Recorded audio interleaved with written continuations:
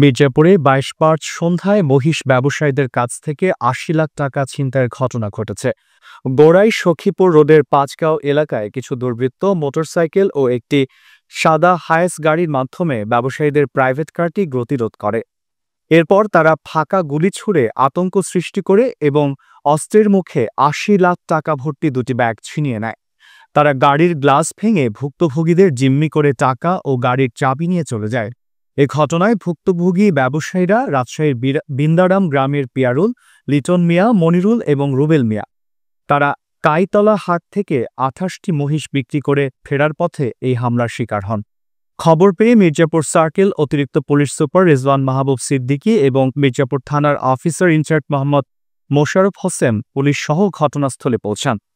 র্যাবও ঘটনাস্থল পরিদর্শন করেছে এবং পুলিশ বিষয়টি নিয়ে কাজ করছে বলে জানিয়েছেন।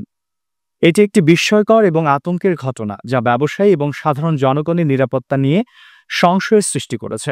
আমরা কাইতলা বাজার থেকে মহিষ বিক্রি করে বাড়ি যাওয়ার পথে বস্তুর বাজার পার হয়ে ফাঁকা রাস্তাখানে এসে আমাদেরকে হাইস গাড়ির সামনে দাঁড় করে ৫টা মোটরসাইকেল ছিল, দেখছিল গুলি টুলি করে আমাদের কাছে টাকা পয়সা সব কাটে।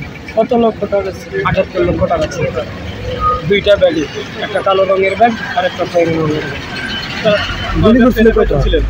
যে আমাদের গাড়িতে ড্রাইভার দিয়ে ৫ জন ছিল। ফাঁকা গুলি করছিল কয়টা? ফাঁকা গুলি করেছে একটা। কয়টা? ৪ জন। ড্রাইভার দিয়ে ৫ জন, ব্যবসায়ী ৪ জন।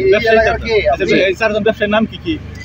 একজন এলাকা বাড়ি হচ্ছে পিয়ারুল, একজন জেবর, আর আমার নাম হচ্ছে লিটন, আর একজন ছিল আমাদের বাড়ি হচ্ছে রাজশাহী। কতগুলা মহিষ বিক্রি করছে? মহিষ বিক্রি করলাম ২৮টা।